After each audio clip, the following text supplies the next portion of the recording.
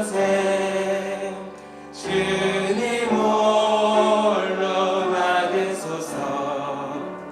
멸시전대 십자가는 죄가 지고 가오리라. 이름 없이 밑도 없이 감사하며 섬기리라.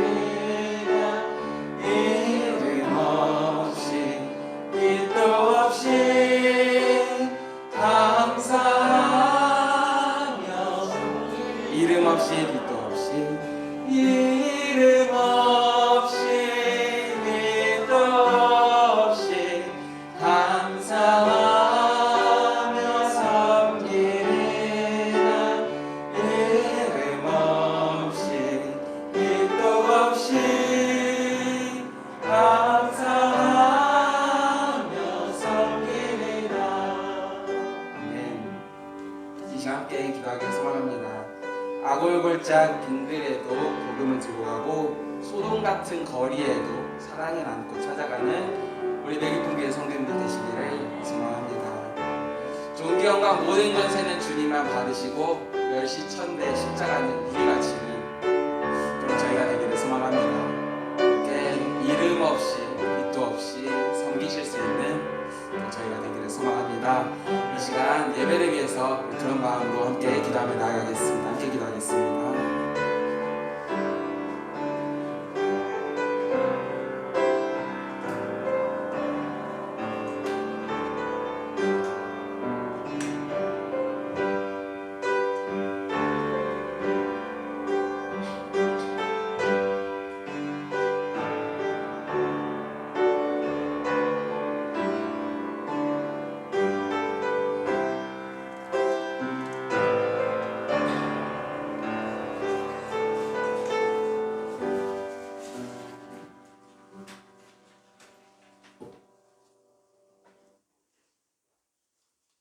주님을 찬양합시다.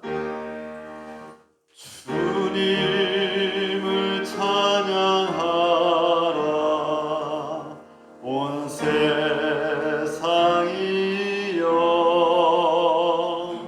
주님을 찬양하라. 온 세상이여.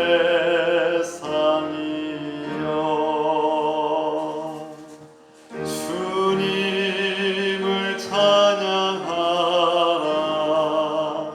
온 세상이여.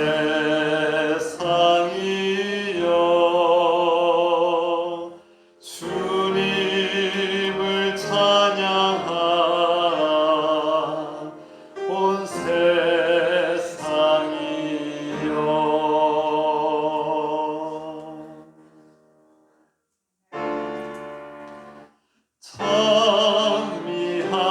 찬미하여라. 오 나의 영혼아. 찬미하여라. 거룩한 주 이름. 찬미하여라. 오 나의 영혼아. 찬미하여라. 거룩한 주 이름.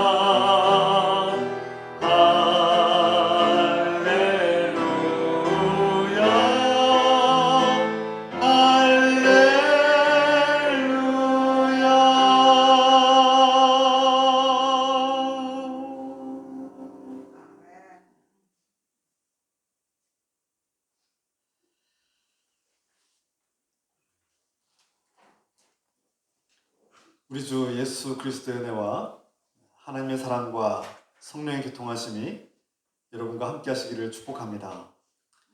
주님께서 우리와 함께 하심을 믿고 다 함께 하나님께 예배드립시다. 다 같이 죄 고백드립니다. 나는 내 죄를 주님께 아뢰며 내 잘못을 덮어두지 않고 털어놓습니다. 내가 주님께 거역한 나의 죄를 고백하오니 용서해 주시옵소서. 아멘. 이 시간 주님께 우리의 죄를 고백하고 회개하며 침묵을 기도하겠습니다. 3분 정도 기도하겠습니다.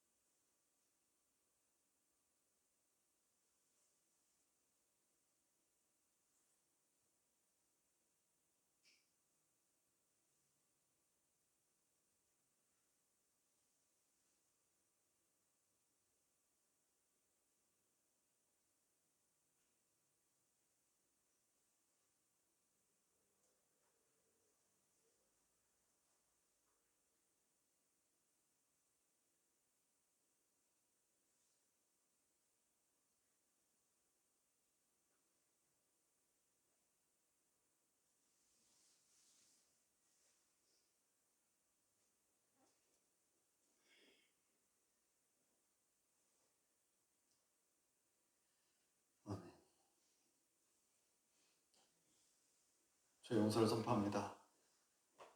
이제 그리스도 예수 안에 있는 자에게는 결코 정죄함이 없나니 이는 그리스도 예수 안에 있는 생명의 성령의 법이 죄와 사망의 법에서 너를 해방하였습니다. 아멘. 이 말씀을 의지해서 우리의 모든 죄가 용서받았음을 예수님의 이름으로 선포합니다. 이 시간 주님의 은혜와 사랑에 감사하면서 감사의 기도를 드리겠습니다.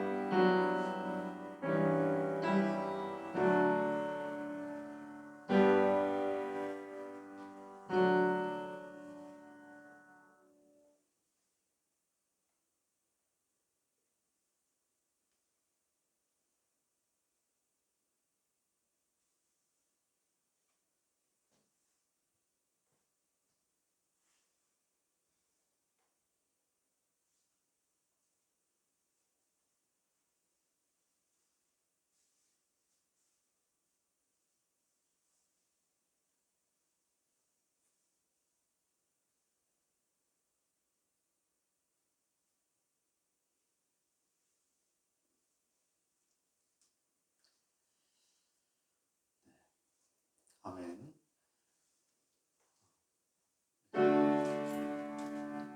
우리 기도를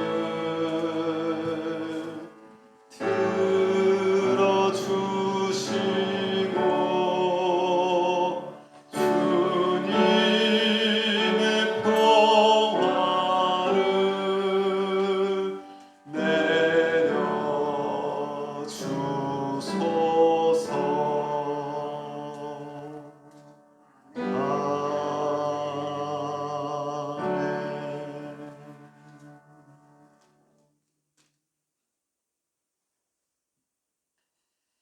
주님께서 가르치신 기도로 고백합시다.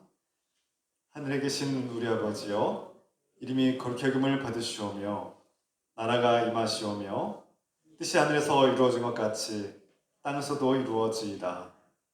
오늘 우리에게 일용할 양식을 주시옵고 우리가 우리에게 죄 지은 자를 사하여 준 것 같이 우리 죄를 사하여 주시옵고 우리를 시험에 들게 하지 마시옵고 다만 악에서 구하시옵소서. 나라와 권세와 영광이 아버지께 영원히 있사옵나이다. 아멘. 우리 기도를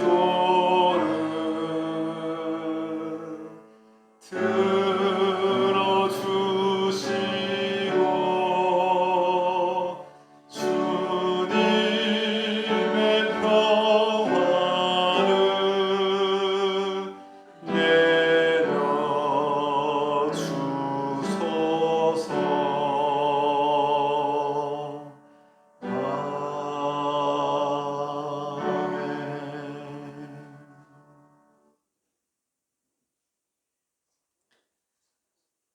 소신경으로 우리의 신앙을 고백합시다. 전능하사 천지를 만드신 하나님 아버지를 내가 믿사오며 그 아들 우리 주 예수 그리스도를 믿사오니 이는 성령으로 잉태하사 동정녀 마리아에게 나시고 본디오 빌라도에게 고난을 받으사 십자가에 못 박혀 죽으시고 장사한 지 사흘 만에 죽은 자 가운데서 다시 살아나시며 하늘에 오르사 전능하신 하나님 우편에 앉아 계시다가 저로서 산자와 죽은 자를 심판하러 오시리라. 성령을 믿사오며 거룩한 공예와 성도가 서로 토하는 것과 죄를 사하여 주시는 것과 몸이 다시 사는 것과 영원히 사는 것을 믿사옵나이다. 아멘. 우리 기도를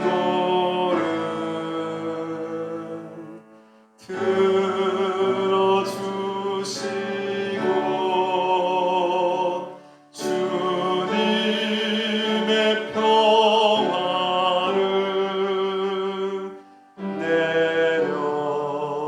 내려주소서.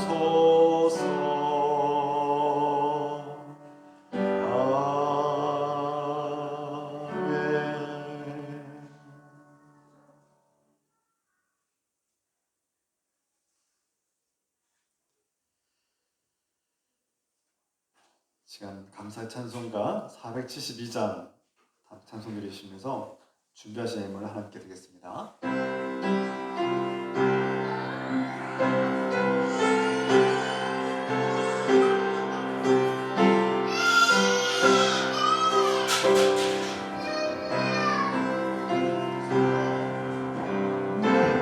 다시 하겠습니다. 내 병든 손 내밀라고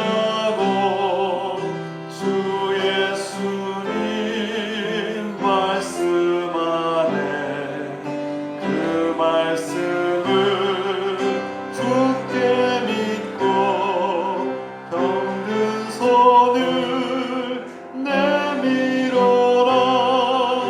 옛날같이 오늘날도 주 권능이 크시오니 권능하신 권능으로 병든 내 몸 고치시리.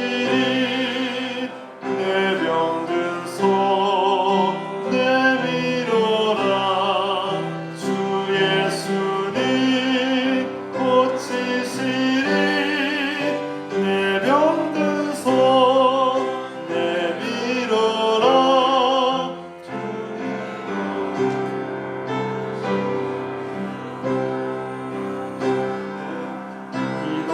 기도하는 손 내밀고 믿음의 손 내밀어라.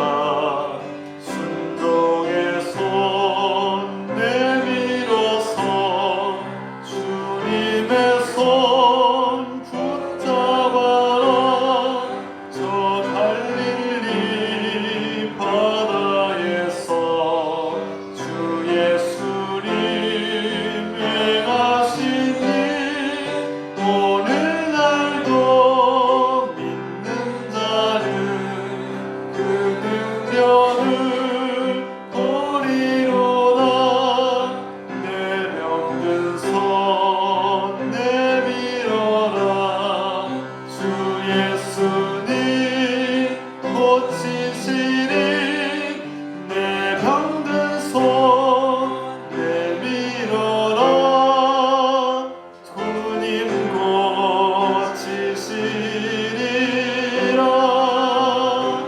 모든 의심 물리치며 허약한 마음 사라지니 주를 믿는 마음으로 주님 앞에 손 내밀라. 주 예수는 자비하사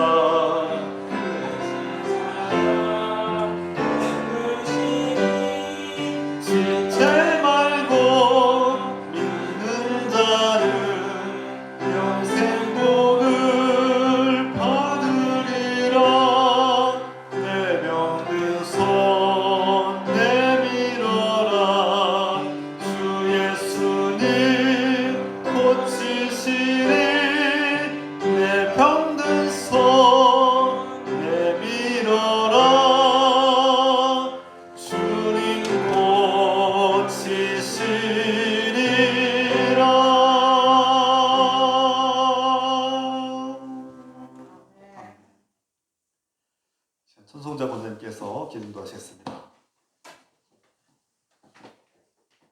사랑하는 하나님 아버지, 지금까지 살아온 것이 주님의 은혜인 고백하고 감사드립니다. 우리를 조건 없이 받아주시고 하나님의 자녀가 되는 특권을 주시니 감사합니다. 예수님의 은혜를 받는 우리가 이제 하나님 나라를 위해 선한 일을 감당하고 영적 전쟁에서 그리스도의 능력으로 악의 세력을 물리치며 승리하게 하소서. 우리가 믿음과 감사로 드리는 11조 감사헌금, 성교헌금, 주일헌금을 주님께서 기쁘게 받아주시고 하나님 나라를 펼쳐지게 하옵소서. 우리에게 늘 기쁜 교회 형제 자매들과 공동체를 주셔서 감사드립니다. 예수님의 마음으로 서로를 용납하고 믿음으로 수고하며 사랑으로 섬기고 소망으로 인내하게 하소서. 우리 교회가 그리스도 안에서 같은 마음 같은 뜻으로 하나가 되게 하소서. 말씀을 전하시는 목사님에게 성령의 능력으로 진리와 사랑으로 채워주소서. 우리 주님의 말씀을 듣는 자마다 진리와 사랑으로 병든 몸과 마음의 상처가 치유되고 회복되게 하소서. 우리가 그리스도 안에서 선한 열매를 맺고 풍성한 삶을 살게 하소서. 예수 그리스도의 이름으로 기도드립니다. 아멘. 우리 기도를 들어주시고 주님의 평화를 내려주소서.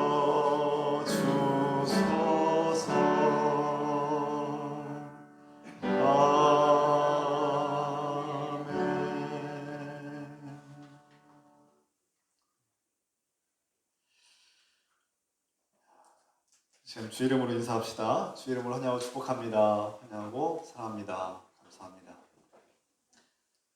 이렇게 만나 뵙게 돼서 반갑고 감사하고 기쁩니다.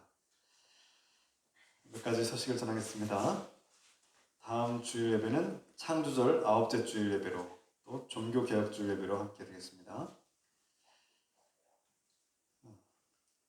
사회적 거리두기가 3단계로 적용되고 있고 10월 말까지 그렇게 진행됨을 알려드립니다.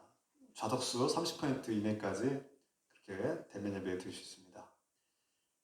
대신 다른 행사나 모임 또 식사 숙박은 금지된 상태임을 이렇게 알려드립니다. 주중에 계속 기도회가 있습니다. 여러분 주중 기도회 기억하시고 어디 있든지 늘 기도에 힘쓰기 부탁드립니다. 10월에 성경 취재 대회가 다음 주일 예배 마친 후에 곧바로 고린도후서 1장부터 3장까지 성경 퀴즈가 합니다. 여러분 이 퀴즈 대회의 목적은 말씀을 읽고 가까이 하는 데 목적이 있습니다. 여러분 하루에 단 5분이라도 단 10분이라도 이렇게 말씀을 읽으시고 또 1분이라도 기도하시는 그런 주님과 소통하고 함께하는 시간 갖기를 부탁드리겠습니다. 교제와 대화를 위해서 여러분 가정 방문과 또 개인 만남을 지금 진행하고 있습니다. 지금 상당수 진행이 됐고요. 아직 혹시 갖지 못하신 분들은 가정이 어려우신 분들은 밖에서 하셔도 좋습니다. 우리 교회 청년들은 또 한번 식사 모임과 또 대화의 시간 가지면 좋겠습니다. 여러분 시간 내주시길 부탁드립니다.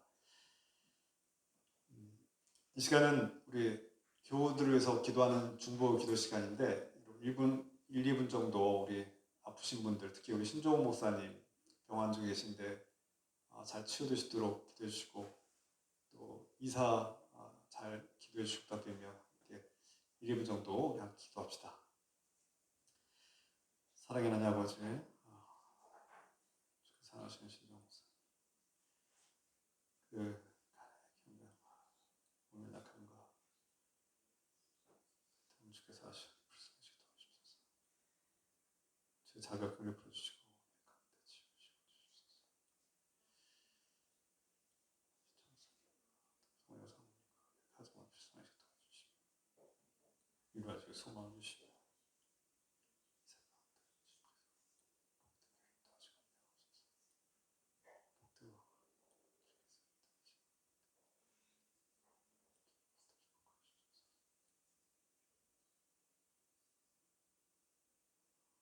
모든 것을 우리 주님 예수 그리스도 이름으로 감사를 기도드립니다. 아멘. 여러분 기도하실 때 우리 신종 목사님, 목사님 기억해 주시고 병원 중에 잘 치유되고 이겨내시도록 기도 부탁드리겠습니다.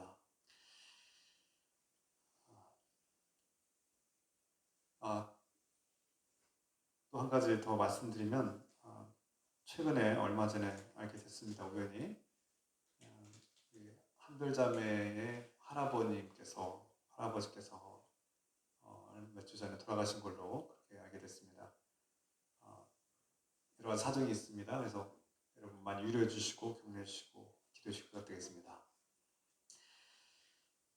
이 시간 하나님 말씀입니다. 다 함께 자리에서 일하셔서 하나님의 말씀 함께 교독하여 읽겠습니다. 누가복음 6장 6절부터 11절까지의 말씀을 한 목소리로 같이 읽겠습니다. 또 다른 안식일에 예수께서 회당에 들어가사 가르치실세 거기 오른손 마른 사람이 있는지라. 서기관과 바리새인들이 예수를 고발할 증거를 찾으려 하여 안식일에 병을 고치시는가 엿보니 예수께서 그들의 생각을 아시고 손 마른 사람들에게 이르시되 일어나 한가운데 서라 하시니 그가 일어나 서거늘 예수께서 그들에게 이르시되 내가 너희에게 묻노니 안식일에 선을 행하는 것과 악을 행하는 것, 생명을 구하는 것과 죽이는 것 어느 것이 옳으냐 하시며 무리를 둘러보시고 그 사람에게 이르시되 내 손을 내밀라 하시니 그리하매 그 손이 회복된지라. 그들은 노기가 가득하여 예수를 어떻게 할까 하고 서로 의논하니라. 아멘. 잘 앉으시기 바랍니다.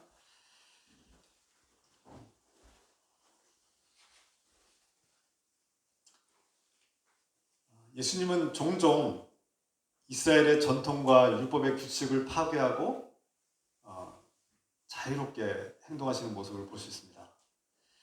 오늘 본문의 말씀에서 예수님은 이스라엘 백성이 중요하게 여기는 그 안식일의 전통과 규범과 규율을 깨뜨리시는 장면이 묘사되고 이렇게 증언되고 있습니다. 안식일에 병을 치유하는 일은 금기된 일이었습니다. 하지만 예수님은 그 병든 자를 고치셨습니다. 왜 그러셨을까요? 예수님은 누구보다 그 율법이 엄중하고 또 이스라엘 백성들이 그 율법을 잘 알고 있고 안식일에 병을 치유하면 공격을 받고 비난받고 자신의 어떤 안위가 위험해질 수도 있다는 것을 충분히 알고 계셨습니다. 누구보다 잘 알고 계셨죠. 그럼에도 불구하고 예수님께서 오늘 병든 자를 치유하셨고 또 누가복음은 이것을 굉장히 중요하게 고백하고 있습니다. 그 이유가 뭘까요? 예수님이 안식일의 주인이라는 사실을 선포하는 것입니다. 이 땅에 메시아로 오신 분이 바로 예수 그리스도고 메시아께서 안식일의 주인이 되시고 그 모든 율법과 규칙에 위에 계시는 분, 그것을 만드신 분뿐만 아니라 그것을 완성하시는 분임을 우리에게 선포하고자 이 말씀을 전하고 있습니다. 예수님은 하나님께서 주신 율법을 무시하려는 것도 아니었고 파괴시키려는 것도 아니었습니다. 예수님은 하나님께서 이스라엘 백성들에게 주신 그 율법, 그 말씀이 소중한 것을 우리에게 잘 가르치셨어요. 그런데 중요한 것은 그것을 무시한 것이 아니라 그 율법을 하나님께서 왜 주셨는지 우리에게 묻는 것입니다. 하나님께서 그 율법을 왜 주셨는가? 그 율법에 우리에게 주신 목적이 무엇인가? 그 취지와 본질이 무엇인가를 우리에게 묻고 있는 것이죠. 그것을 일깨우고 있고 또 그렇게 행동하신 것입니다. 사람들은 종종 이 형식과 규율과 어떤 법칙에 얽매여서 목적과 본질을 잃어버리는 경향이 강하게 보입니다. 우리가 신앙생활을 오래 하다 보면 자신도 모르게 우리의 숨겨진 본능이 자꾸 율법주의적으로 다른 사람들에게 보여주기 위한 신앙으로 변질될 가능성이 있습니다. 자꾸 형식이나 다른 사람들의 눈에 어떤 보여주기 위한 의식하고 다른 사람들 눈을 의식하고 그러다 보니까 겉과 속이 다른 모습의 신앙을 가질 때가 종종 있고요. 이런 성향이 우리 안에 있음을 보게 됩니다. 그래서 이스라엘의 유대인들뿐만 아니라 또 바리새인들이나 율법 학자들뿐만 아니라 우리에게도 그런 본성과 성향과 경향이 있다는 거예요. 그래서 자꾸 말씀을 통해서 우리가 돌아오는 겁니다. 내 성향대로 내 마음대로 이렇게 치우치려는 그 형식주의, 율법주의로 가려는 내 행위 중심주의로 내가 나의 노력으로 구원을 얻으려고 하는 인간의 이런 본성으로 치우치지 않기 위해서 말씀으로 돌아가는 것이죠. 그래서 말씀을 듣고 다시 돌아오고 내가 은혜로 구원받는다는 사실을 다시금 깨닫는 것이죠. 이런 연약한 본성을 가지고 있기 때문에 우리는 자신도 모르는 사이에 다른 사람들에게 보여주기 위한 신앙을 갖고 자기 의를 추구하는 그런 모습이 종종 나타나게 되는 것이죠. 그래서 정작 우리에게 하나님께서 주신 말씀의 목적, 율법, 이 법의 목적과 전통과 이 규율의 본질과 취지를 잊어버리고 망각한 채 그 형식에만 얽매일 때가 있다는 거예요. 심지어 이 형식을 따르는 것이 훨씬 더 자기에게 유리하다는 것을 느낄 때가 있습니다. 내가 하나님을 진정으로 순종하고 하나님을 따르는 것은 참 어려운 일인데 사람들에게 보여주는 건 쉽다는 거예요. 사람들에게 칭찬받는 거. 내가 조금 노력했더니 조금 종교적으로 열정을 보여줬더니 사람들이 막 칭찬해요. 막 잘했다고 칭찬해요. 그거 쉬운 일입니다. 그게 더 쉬운 일이에요. 그런데 하나님 앞에 코람데오 하나님 앞에 내가 정말 하나님께서 기뻐하시는 하나님의 자녀로 서 있는가 자신을 돌아보면 자신이 없거든요. 그건 참 어려운 일이거든요. 그래서 우리 그리스도인들 중에는 이 신앙을 가진 사람들 중에는 종종 유선자들이 보이는 겁니다. 어떤 사람들이 전도를 할 때 교회를 향해서 좀 비난하는 말들, 쓴소리를 하는데 그 중에 대표적인 말 중에 하나가 유선자가 많다. 교회 가면 유선자가 많다.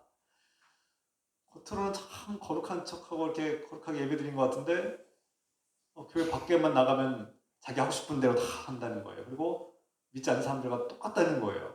유선자가 아니냐, 내가 그런 교회 왜 가느냐라는 그런 비난을 종종 듣습니다. 이런 소리를 듣는 한국교회의 현실을 우리가 보면서 반성하기로 합니다. 본질을 망각한 신앙, 어떤 전통이나 형식에 얽매인 신앙은 이렇게 믿지 않는 사람들이 보고 비난을 하게 됩니다. 그런 교회, 본질을 망각한 채, 말씀의 본질과 취지를 목적을 망각한 채 그 형식과 전통이 얽매인 교회는 능력을 잃어버린 교회가 되는 거예요. 사회로부터 비난을 받는 교회가 되는 거예요. 거룩한 모습은 있으나 진정 거룩한 능력은 없는 교회가 되는 거죠.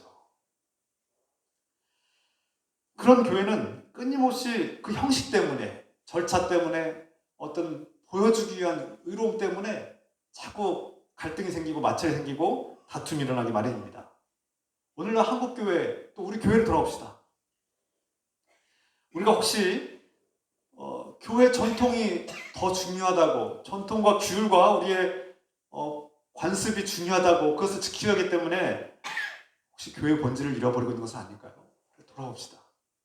어느 한 교회에서 과거의 일이지만, 오래된 과거의 일이지만 한 교회에서 예배 시간에 피아노를 치느냐, 피아노를 치면 안 되느냐가 큰 논쟁이 있었습니다. 우리 교회 전통에서 피아노는 없었다. 근데 이 피아노를 감히 거룩한 예배 시간에 피아노를 치느냐, 이 때문에 이 문제로 논쟁이 일어나서 교회가 크게 어려웠던 적이 있었습니다. 여러분, 오늘날에야 이 피아노는 당연하게 자연스럽게 여겨지는 시대지만 교회가 전통을 중요한 나머지 예배의 본질이 무엇인가를 고민하지 않으면 그런 자꾸 사소한 것 때문에 논쟁하고 싸우고 다투고 갈등이 일어나는 거예요. 강단에 십자가를 어디에 놓느냐, 아니면 강단에 악기를 올려놓느냐 마느냐, 이거 가지고 논쟁하는 교회, 과연 건강하고 온전한 교회일까요? 하나님께서 기뻐하시는 논쟁입니까? 어떻게 보면은 참 쓸데없는 논쟁 아니겠습니까? 그것이 교회 현실이라는 거예요. 한국 교회 현실이라는 거예요.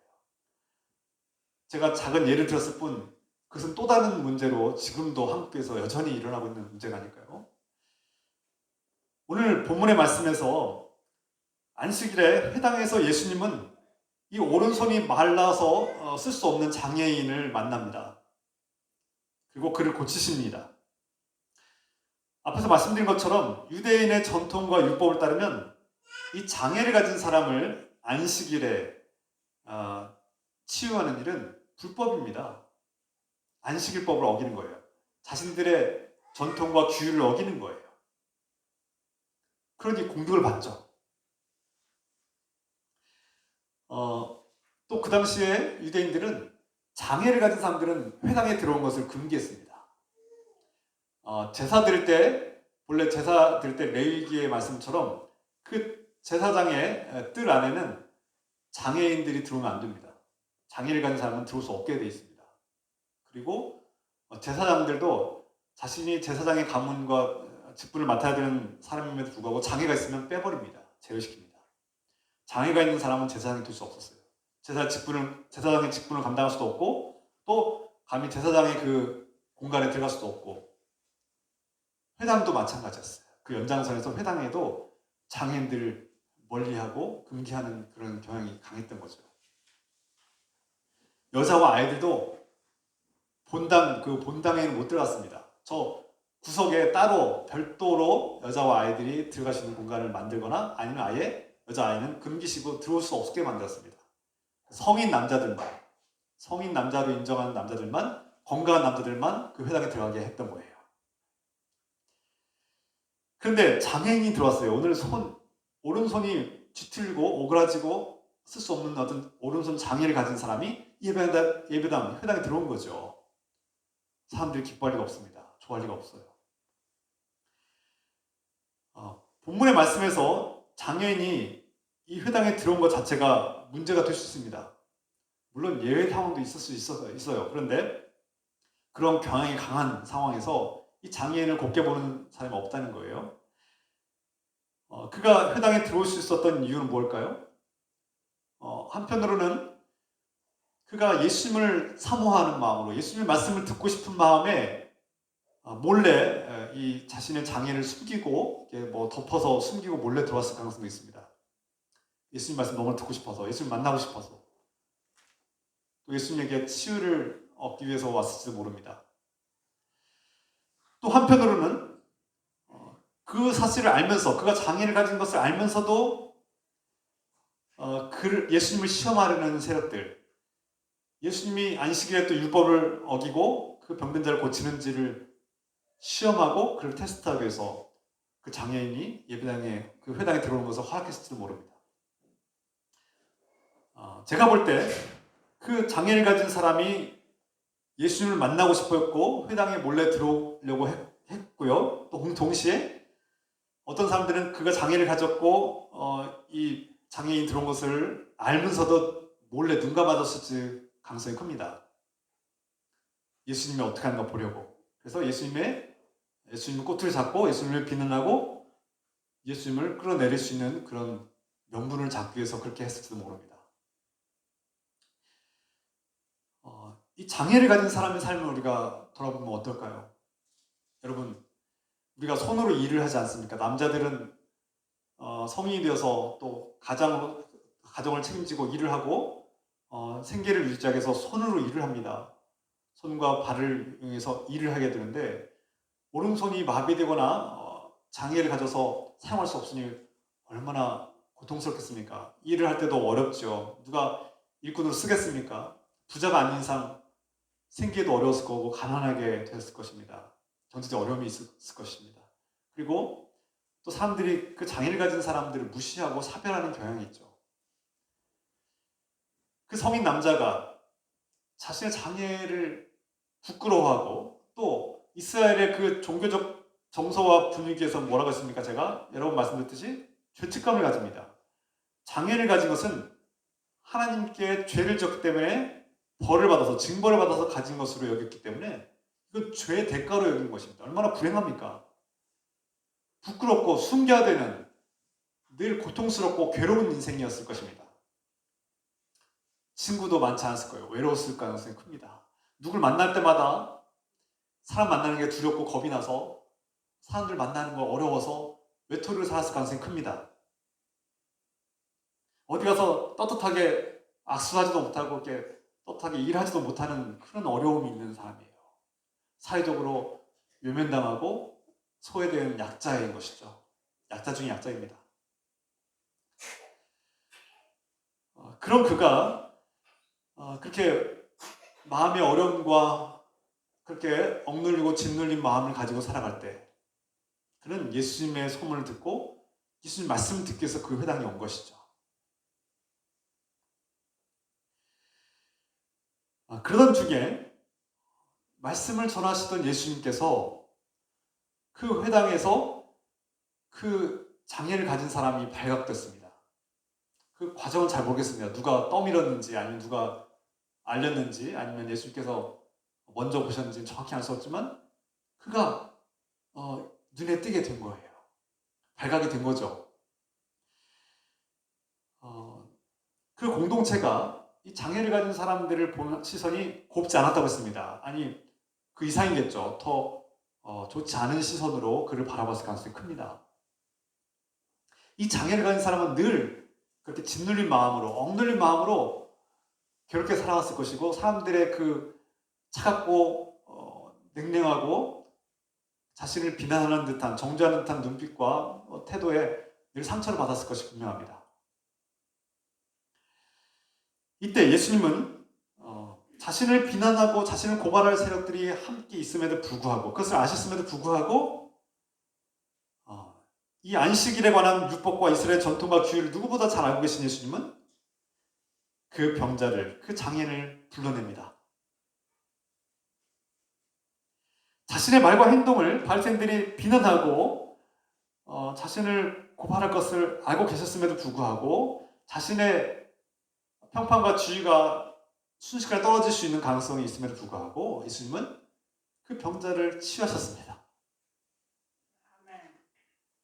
그래서 예수님께서 이 사건을 통해서 우리에게 가르치시는 하나님의 말씀과 메시지는 무엇입니까? 안식일의 목적이 무엇이냐?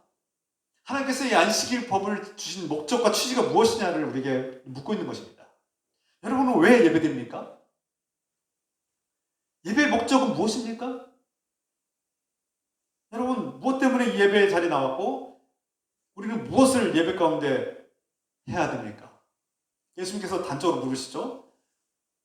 안식일의 목적이 선한 일을 하는 것이냐 아니면 악한 일을 하는 것이냐? 생명을 살리는 일을 하는 것이냐 아니면 생명을 죽이는 일을 하는 것이냐? 안식일의 목적이 무엇이냐라고 우리가 묻고 있습니다. 이미 답은 나왔죠. 알고 있어요. 안식일의 목적은 생명을 살리기 위해서 모이는 것입니다. 이 안식일을 지키는 이유는 우리가 예배 주일이라고 부르는 주님의 날이라고 부르는 이 일요일에 모여서 예배드리는 그 목적은 생명을 살리기 위해서입니다. 하나님을 기쁘시게 하기 위해서 모였습니다. 하나님께서 기뻐하신 그 선한 일을 하기 위해서 모였습니다. 과연 정말 그렇게 하고 있습니까? 예수님은 지금 저와 여러분에게 묻고 있는 거예요. 이 말씀을 통해서 그럼 너희는 어떠하냐? 저 바리새인들과 유대인들이 자기 의를 내세우기 위해서 이 율법의 안식일을 모험적으로 지키면 자신들이 구원을 누릴 것이라고 얻을 것이라고 행위 중심의 신앙을 가지고 있는 그들에게 경고하고 아주 예리하게 묻고 있는 것이죠. 너희는 안식일의 목적과 본질을 망각하고 잊어버렸다고 경고하시는 겁니다. 안식일의 목적이 무엇이냐? 너희가 그토록 엄중하게 지키는 그 안식일의 목적이 무엇 때문이냐? 그리스도인은 무엇 때문에 예배 주일에 모입니까? 진지하게 물어봐야 합니다. 우리 자신에게 물어야 합니다. 내가 왜 시간을 내서 이 자리에 왔는가? 나는 왜 일요일마다 주일마다 모여서 예배를 드리는가?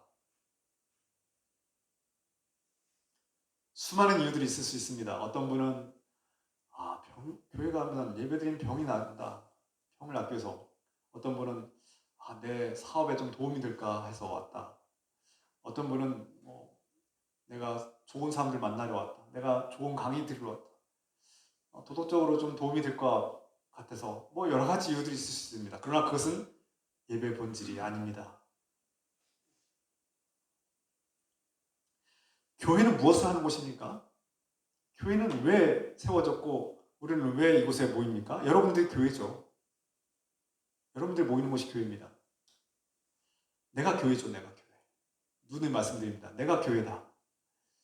여러분들이 교회인데 여러분들은 무엇 때문에 모였고 무엇을 하는 사람들입니까?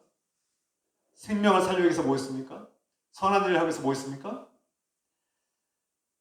예, 우리는 선을 위해서, 생명을 위해서 모였습니다. 교회의 목적과 본질을 되새기게 하십니다. 예배 자리는 도덕적이고 순하고 착한 사람들, 의인들이 모이는 곳이 아닙니다. 그 반대 아닐까요? 손 마른 자와 같이 상처받은 사람들, 억눌린 사람들, 짓눌린 사람들, 좀 갈 곳 없는 사람들, 외로운 사람들, 세상에서 냉대받는 사람들이 오는 곳이 아닐까요? 오늘날 우리 교회가 정말 그런 교회가 되고 있습니까? 간혹 우리가 우리 부류에 맞지 않아서, 우리 레벨에 맞지 않아서, 우리와 수준 차이가 나서 꺼려하고 불편해하고 괴로워하면서 그 사람을 차갑게 대하고 외면하고 그 사람이 나가기를 바라지 않았습니까? 제가 어느 서울에 사역할 때 어느 좀 부자 동네에서 사역할 때 많이 배우고 고상하고 도덕적으로 깨끗한 사람들이 잘 사는 사람들이 모인 교회에 사역할 때 어느 날 노숙자가 제가 볼 때 노숙자 같은 분이 한 분 오셔서 예배 드렸어요. 이분이 잘 씻지 못해서 냄새가 고약하게 났어요. 딱 봐도 행색이 초라하고 참 어려운 사람이었어요. 사람들이 불편합니다. 코를 막기 시작하고 그 주변을 멀리하고 그 사람이 말도 섞지 않습니다. 환영하지도 않습니다. 멀리하고 혹시라도 자신들에게 위협이 되지 않을까, 위해를 끼치지 않을까 두려워하면서 걱정하면서 멀리하는 모습을 봤습니다. 그것이 우리 교회의 현실이 아닌가. 물론 우리 교회는 그렇지 않을 거라 믿습니다. 여러분들은 그렇지 않을 거라고 믿습니다. 교회의 본질이 무엇입니까? 자신의 부류에 맞는 사람들이 자신과 융화되고 비슷한 또래들과 비슷한 집단들이 모여서 자신들이 교류하는 그런 것이 교회일까요? 그것이 교회의 본질일까요? 예배의 본질일까요? 예수님은 우리에게 묻고 있습니다. 저 여러분들에게 예배의 목적이 무엇이냐? 너희가 모인 목적이 무엇이냐? 생명을 살리기 위해서 선한 일을 하기 위해서 모인 것이냐? 묻고 있습니다.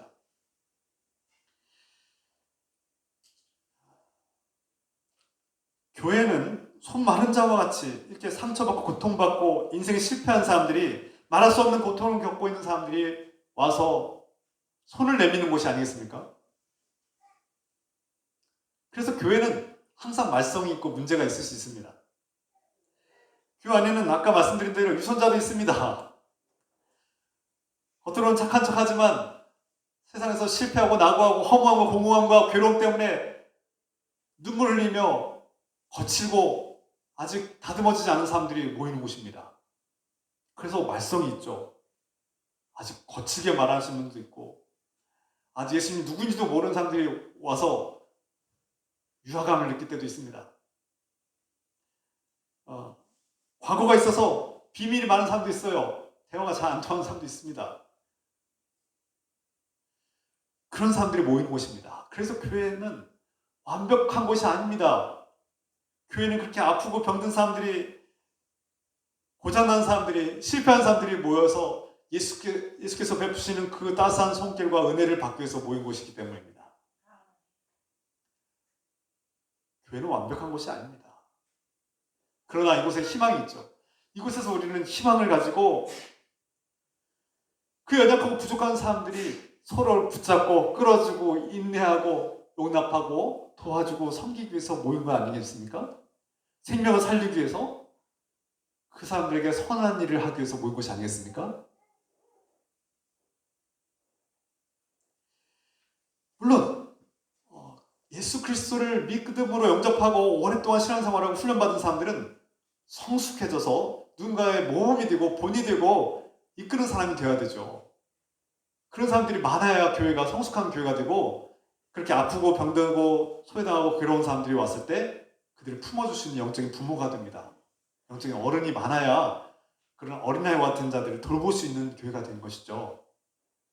우리 교회가 숫자가 많은데 영적으로 어린아이들만 잔뜩 있다고 생각해 보십시오. 누가 돌봅니까? 계속 징징거리고 불평불만하고 계속 요구사항만 많은 어린아이 같은 신앙만 있다면 그 교회는 늘 문제와 갈등과 괴로움과 고통과 시비가 있을 것입니다.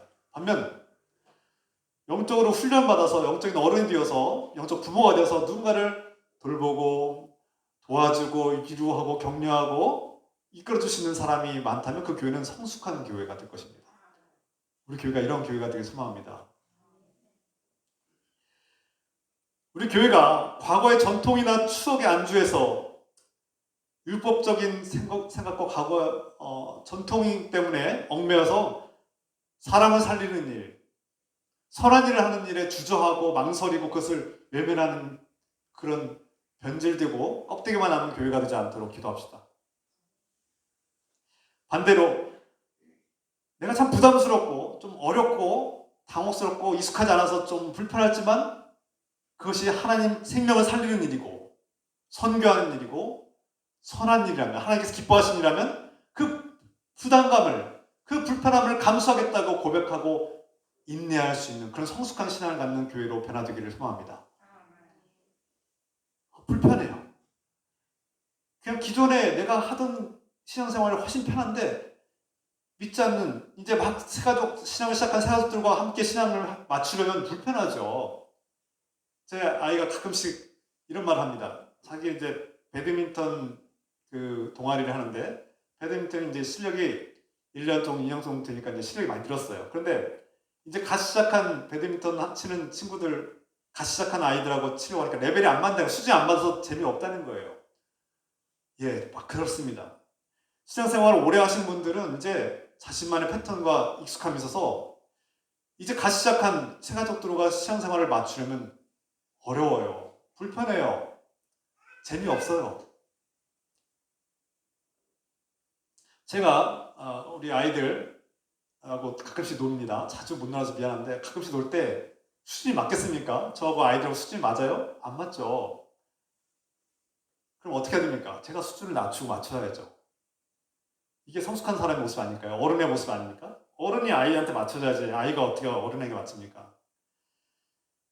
우리 교회 하나님을 모르고 아직 예수님이 누구인지도 모르고 세상에서 온갖 실패와 상처와 아픔으로 고통받는 사람들이 우리에게 손을 내밀 때 우리가 어떻게 해야 될까요? 우리의 눈높이를, 우리의 시선을 이제 예수님을 알고자 이 신앙의 첫걸음을 초대를 받고 온 사람들을, 그 새신자들에게 우리가 맞춰야 하지 않겠습니까? 그렇게 구조도 바꾸고 그렇게 환경도 바꾸고 그 새신자들이 그 어린애 같은 이제 예수님을 막 알기 시작한 그들이 성장하고 자랄 수 있도록 배려하지 않겠습니까? 우리 교회, 저는 지금도 이 환경이 감사한 면도 늘 있지만 안타까운 것은 아기들이, 지금 오늘 아기들이 둘이나 왔는데 이 환경은 아기들이 있는 환경이 아니에요. 아기들에게 익숙한 환경이 아니에요. 어른들에게 맞춰진 환경이에요. 저는 지금도 기도 제목이에요. 우리 교회 환경이 정말 저 갓난 아기들, 어린 아기들이 막 기어다니고 눕고 기저귀를 갈 수 있고 좀 떠들어도 되는 그런 좋은 환경이 됐으면 좋겠어요. 지금 기도 제목이에요. 그런 환경으로 만들면 좋겠어요. 의자도 지금 이 장의자는 어린아이를 맞추는 게 아니라 어른들에게 맞춘 거예요. 아이들을 배려하지 않아요. 새가족들, 하나님 믿지 않는 사람들은 불편한 의자예요. 비신자들에게는 불편한 의자예요. 우리에게는 익숙하죠. 우리에게는 보기 좋죠, 이 장의자가. 저는 마음 같아서는 이 장의자 다 치우고 새가족들이 왔을 때 또 어린아이들이, 갓난아기들이 눕고 편하게 기어다닐 수 있는 그런 공간을 만들고 싶어요. 할 수만 있으면 그렇습니다. 앞에서 언급드렸듯이 오른손에 장애를 가진 한 사람은 이 장애를 숨기려고 애쓰고 사람들 앞에 나서는 것을 두려워하고 대인관계가 어려운 사람이에요. 이것을 들킬까봐 불안에 떠는 사람이었어요. 그래서 한쪽 구석에, 그 회당의 한쪽 구석에 조용히 숨어서 예배드렸을 가능성이 큽니다. 그러나 예수님은 그에게 뭐라고 말씀하십니까? 오늘 8절 말씀입니다. 일어나라, 한가운데 서라 말씀하십니다. 한가운데, 메소스, 중앙에 한가운데 서라. 그리고 또 말씀하시죠? 너의 손을 내밀어라.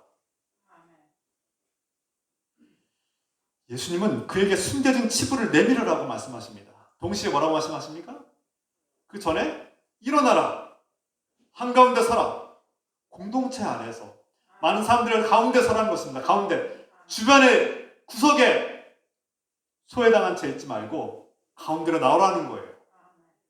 공동체 가운데 서라는 것입니다. 여러분, 우리 공동체 중심에 누가 있습니까? 우리 공동체 중심에 누가 서 있습니까? 물론 이 공동체 중심에 지금 말씀하시는 예수님이 서 있습니다. 우리 교회 중심에는 예수님이 서 계셔야 됩니다. 교회 머리는 예수님이십니다. 목사도 아니고 장로도 아니고 권사도 아니에요. 예수 그리스도께서 머리가 되신 교회, 예수님의 명령에 따라서 순종하는 교회, 그 가운데 중심은 예수님이시고 그 외롭고 쓸쓸하고 고통받고 숨겨진 상처 아픔이 많은 그 병자를, 그 장애인을 가운데로 오게 합니다. 우리 공동체에서 가장 약하고 힘없고 서럽고 고통 많은 사람이 이 공동체 한가운데 서 있어야 하는 것입니다. 여기서부터 치유가 시작됩니다. 우리가 치유를 받으려면, 예수 그리스도 앞에 나가려면 공동체 안에 들어와야 되고, 공동체 저 주변에서 그냥 몰래 예배만, 주일에만 살짝 예배 드리고 그렇게 몰래 왔다 갔다 하는 그런 교인이 아니라 공동체에 들어와야 합니다. 한가운데 서야 합니다. 이 한가운데, 메소스, 한가운데 서라는 말씀은 많은 것을 의미하는 거예요. 공동체의 중심이 되어서 모든 사람들이 보는 그 가운데 서서 공동체에 주목받는 사람이 되고, 교인들의 관심을 받는 사람이 되고, 교인들의 기도 제목이 되는 사람, 교인들과 관계를 맺고 사랑으로 섬기고 사랑을 주고받는 관계를 맺는 사람이 되는 것이죠. 이것이 교회의 본질입니다. 이것이 안식일의 목적입니다. 그 병든 자가 안식일에 그 공동체 한가운데 서서 모두가 그를 위해서 기도하고 모두가 그를 사랑하는 마음으로 기도하고 예수 그리스도를 만나서 치유되는 장면을 보는 것. 여러분이 교회에 온 이 예배 자리에 모여서 우리가 봐야 될 것은 예수 그리스도께서 누군가의 마음을 만지시고 그 마음의 상처를 치유하는 것을 보기 위해서 온 것입니다. 할렐루야. 예수 그리스도께서 말씀하실 때 그 말씀을 듣고 한가운데 서서 공동체 한가운데서 주목을 받고 예수 그리스도께 손을 내밀었을 때 치유된 것을 보시기 원합니다. 이걸 보기 위해서 온 겁니다. 여러분, 저 공동체 언저리에서 나는 이 공동체에 들어오는 게 너무나 두렵고 이 공동체 관계 맺는 게 너무나 부담스럽고 이 공동체와 사귀는 것이 너무나 나는 힘들어서 나는 그냥 온라인 예배가 편해. 온라인 예배 중요합니다. 그런데 대면 예배 그냥 피하기 위해서 온라인 예배가 아니라 이 공동체를 불편하고 귀찮아서 피하기 위해서 온라인 예배 드리는 그런 신앙이 아니라 어쩔 수 없이 드리는 온라인 예배는 제가 참 귀한 예배인데 올 수 있음에도 불구하고 이 공동체를 두려워하고 이 공동체를 꺼려하고 이 공동체가 상처받을까봐 자신을 숨기고 자꾸 도망치듯이 공동체 언저리 주변으로 밀려나는 그런 신앙은 안타깝고 우리가 돌봐야 될 그런 신앙인 것입니다. 저는 꿈꿉니다. 우리 교회가 누군가 용기를 내어서 자신의 치부, 자신이 숨기고 싶은 아픔과 고통을 내밀고 드러낼 때 공동체 한가운데서 드러낼 수 있도록 우리가 그 장을 마련해주는 교회, 그리고 그가 용기를 내서 자신의 그 연약한 부분을 드러냈을 때 그 그것을 정죄하거나 비난하는 것이 아니라 공감하고 위로하고 도와주고 격려하고 기도하는 교회, 그의 친구가 되어주는 교회, 그의 오른팔이 되어주는 교회. 그의 오른팔이 치유되고 고쳐진 것은 예수 그리스도의 능력으로 됐지만 누군가가 그의 오른팔 역할을 대신 해주겠다고 나서는 사람이 있다면 또 다른 치유가 되지 않을까요? 누군가의 다리가 장애를 입었을 때 내가 너의 다리가 되어주겠다고 휠체어 밀어주는 사람이 된다면 또 다른 치유가 아닐까요? 우리 교회가 그 가운데, 예수님 사신 그 가운데에 그들을 초대하고 부르고 그들이 그 가운데서 예수님의 만지심을 통해서, 예수님 말씀을 통해서 치유되는 역사와 그런 기적이 일어나기를 소망합니다. 그래서 누군가가 아파하고 눈물을 흘리고 괴로워할 때 그의 아픔을 들어주고, 끝까지 들어주고 경청하고 외면하지 않고 함께 아파하고 그의 허물을 덮어주는 교회, 그런 교회를 꿈꾸고 그런 교회를 위해서 기도합시다. 끝으로 주님께서 그 병자에게, 그 장애를 가진 한 남자에게 이렇게 말씀하셨죠. 너의 손을 내밀어라. 너의 손을 내밀어라. 여러분, 예수님은 그 병자의 손을 끄집어내지 않았습니다. 강제로 끄집어낸 적이 없어요. 우리의 노력이 필요합니다. 신앙생활에는 우리가 내밀어야 될 손이 있습니다. 여러분들에게 그 숨겨진 상처와 아픔, 여러분들이 누구에게도 보여주고 싶지 않은 그 숨겨진 고통과 상처와 괴로움, 썩어가는 마음들 내밀고 보여줘야 합니다. 앞에서 말씀드린 것처럼 사람들이 곱지 않은 시선으로 정죄하듯이 바라보는, 네가 하나님께 죄를 졌기 때문에 벌을 받는, 넌 죄인이고 벌을 받는 존재, 저주받은 존재, 장애를 가진, 남자구식 못하는, 일하지 못하고 그렇게 참 비참하게 살아가는 운명에 대해서 우리는 그것을 용감하게 내어놓을 수 있는 용기가 필요하고, 누가 그 아픈 손을 내밀었을 때 그것을 포용하고 함께 기도하고 그의 오른팔을 위해서 우리가 대신 그 오른팔 역할을 해줄 수 있는 그런 교회가 됩시다.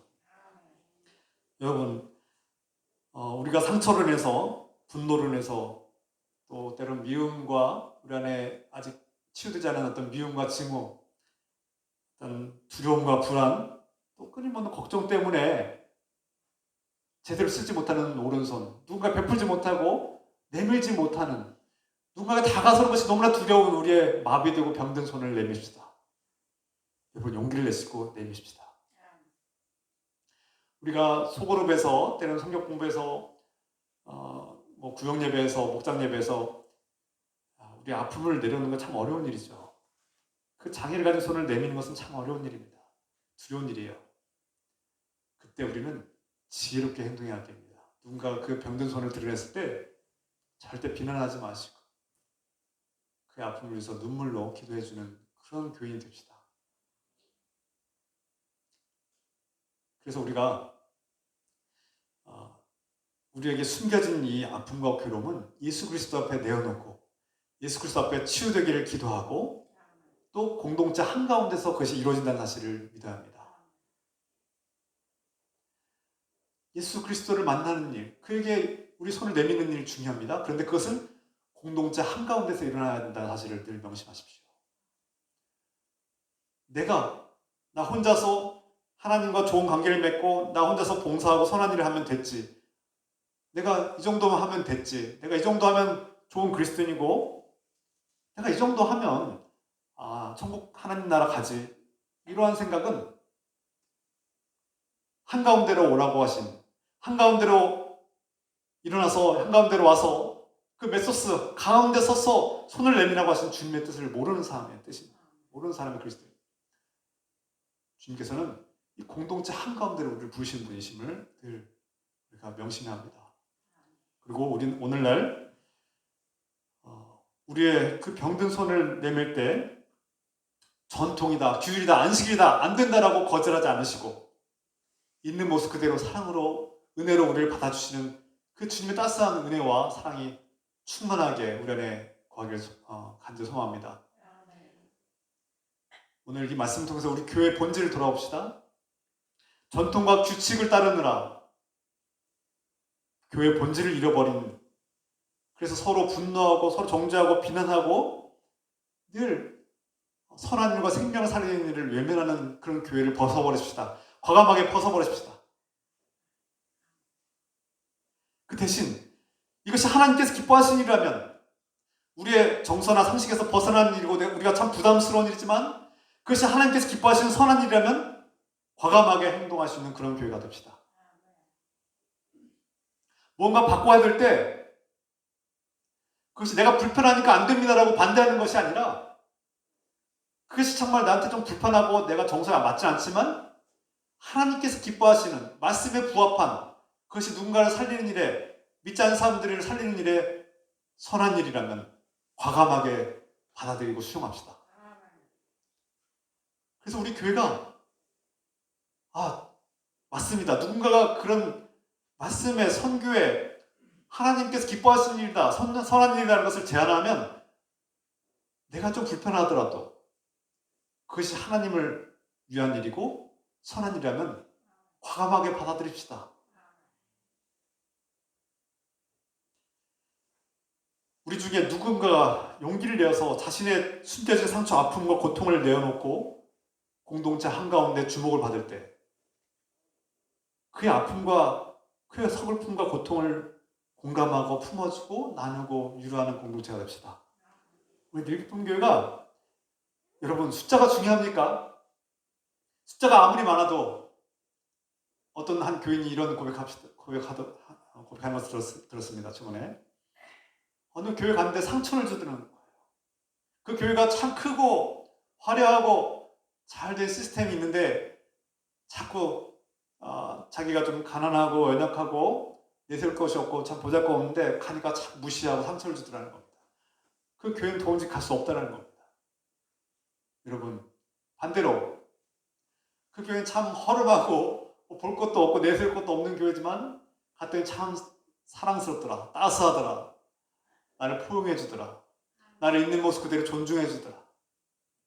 그래서 예수님의 가족 같은 느낌을 겪었고 참 그곳에서는 사람들의 따스함과 사랑을 느꼈다. 그래서 내가 작은 곳에, 작지만 보잘것 없지만 그곳에서 하나님의 건강한 교회를 발견했다라고 말하는 그런 교회가 됩시다.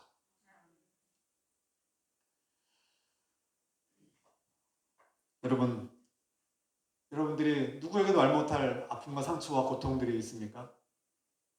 사람에게는 이 말을 했다가는 안식일을 준수해야 된다고, 율법을 지켜야 된다고 상처를 줄까봐 말 못한 것들이 있습니까? 예수님께 손을 내미십시오. 예수님 여러분들을 비난하지 않을 것입니다. 그 상처를 받았다고 여러분들 책망하지 않을 것입니다. 네가 왜 이렇게 미워하고 고통하고 분노하느냐라고 책망하지 않을 것입니다. 오히려 있는 모습 그대로 우리의 손을 받아주시고 치유하시고 건강한 모습으로 돌려주실 것입니다. 오늘 우리 교회 한가운데서, 이 공동체 한가운데에 서 계신 예수님께서 우리를 그 한가운데에 부르시고 우리 손을 내밀게 하실 때 우리 병든 몸과 마음과 상처와 아픔과 고통이 치유되는 역사가 일어나기를 주 예수 그리스도의 이름으로 축원합니다. 기도합시다.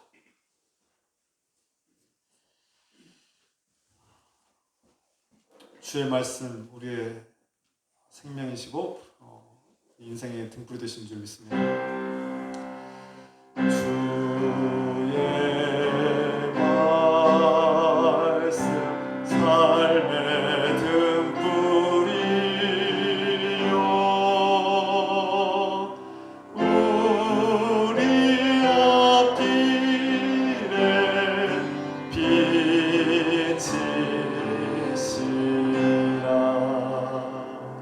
주의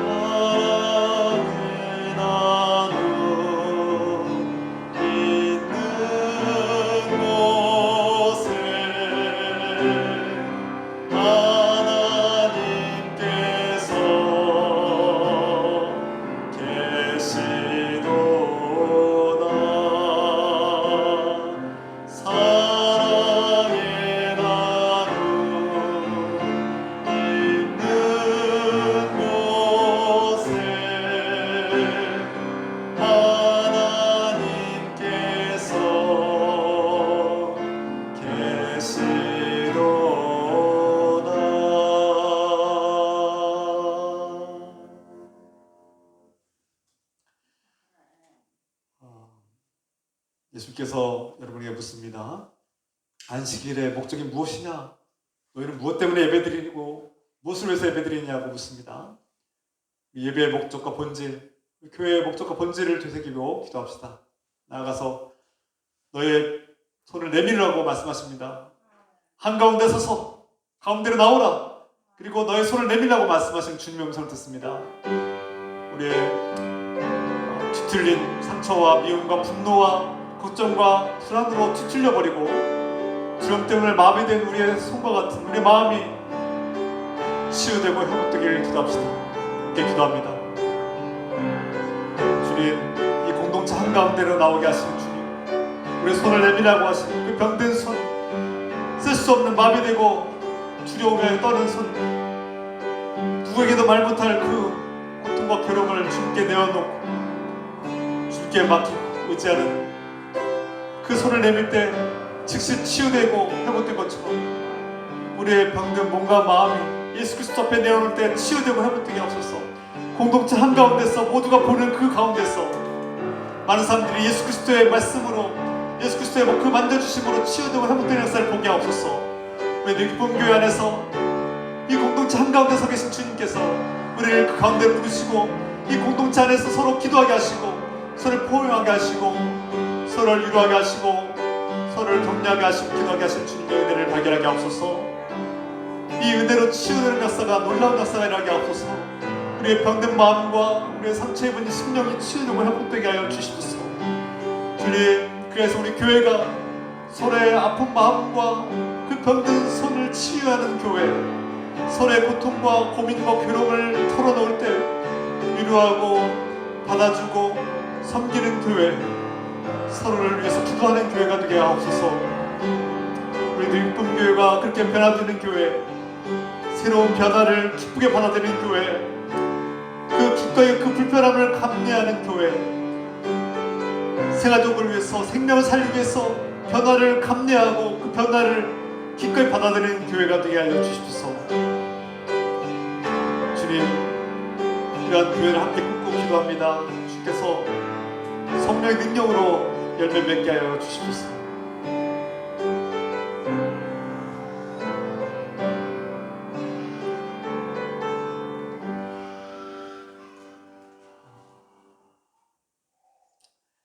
일어나 이 무리 한가운데로 나와라.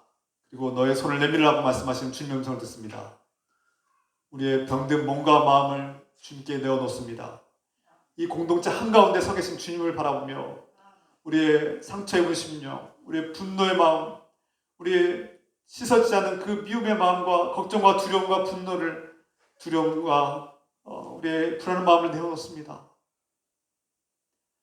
우리를 정죄하지 않으시고 있는 모습 그대로 받아주시고 그 은혜로 치유하시는 주님의 놀라우신 은혜와 하나님의 무한하신 사랑하심과 우리의 손을 만져주시고 우리를 품어주시고 안아주시고 우리를 회복시키시는 성령의 교통과 역사하시니 오늘 누익분교회 모든 성도들과 가정과 일터 위에 지금부터 영원토록 함께 해주시기를 간절히 축원하옵나이다. 아멘.